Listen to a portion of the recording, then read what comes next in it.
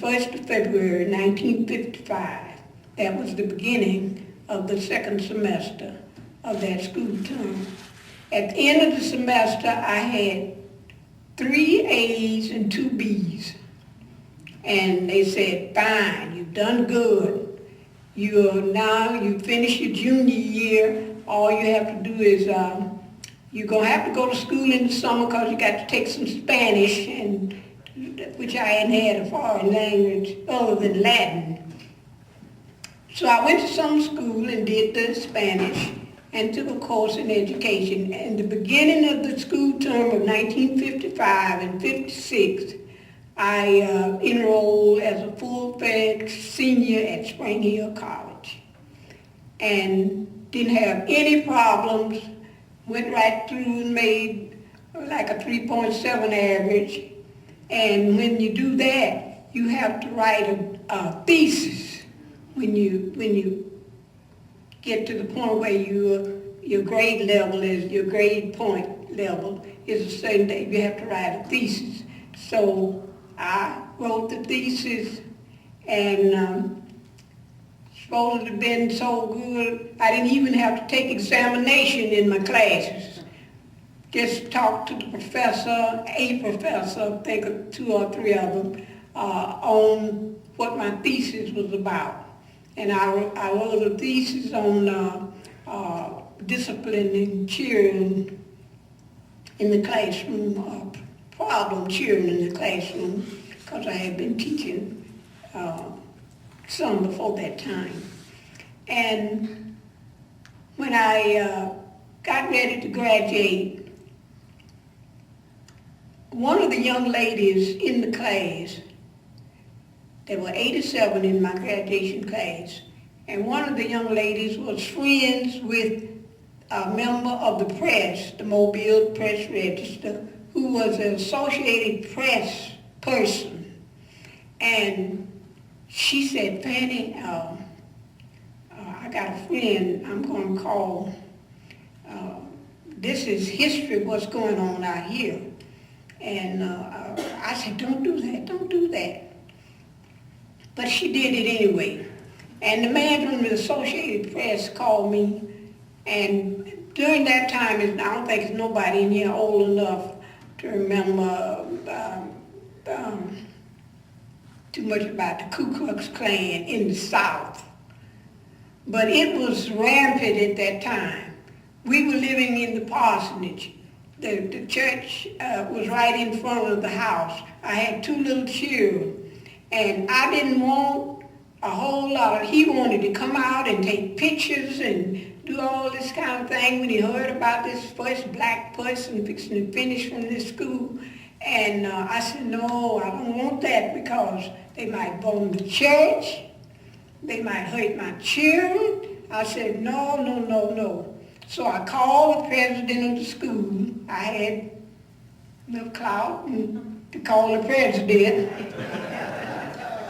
I said, Father Smith, I explained to him the situation. I said, if all these people come out here, these photographers, I said, I'm afraid of what the Ku Klux Klan might do. I don't want them messing with my children, messing with my church, my husband's church. Just call them off. So he called the newspaper and told them that I did not want any publicity at my house and pictures taken of my children and so forth and so on. So, and he told them that they better do it. Spring Hill College was something in that town. It's one of the oldest colleges in the whole United States. And the head of the newspaper said, okay, we won't do it. But Father Smith said to me, now let me tell you, Miss Motley, on graduation day, they already know that you're out here now, and said you are going to be inundated with photographers, newspaper people, and everything, but that will be a public occasion, and they have free will at a public occasion. I said, well, that's all right, as long as they're not around my house to bomb it, fine. They bother Spring Hill if they want, but they won't be around my house. So from the minute that I stepped down off the library steps with my partner, who told me, Miss Motley, I sure am glad to be walking with you today, because my picture gonna get wherever you get, my picture will be with you. So it really happened. And the minute I stepped down, and I have pictures of that, the minute I stepped down, the newspaper photographers, the newsmen from everywhere were there taking pictures.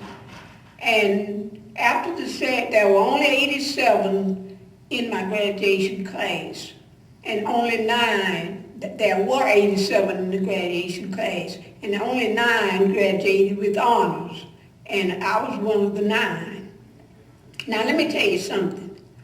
I was happy to be graduating with honors, but I was happier so that it could never be said that they just let me graduate.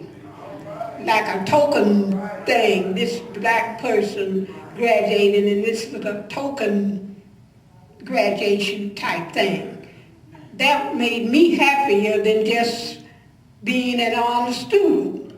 But I was happy for that because it showed, and ladies and gentlemen, let me tell you, we all have brains, both white and black and red and green. Everybody has what God has given them. And I learned that in this school because I had never been in a school of diversity before. So I learned that then. That was something that I learned then, which I've carried through my life, to know that God has given all of us brains, and no matter of what race or color or whatever you are, you have a talent.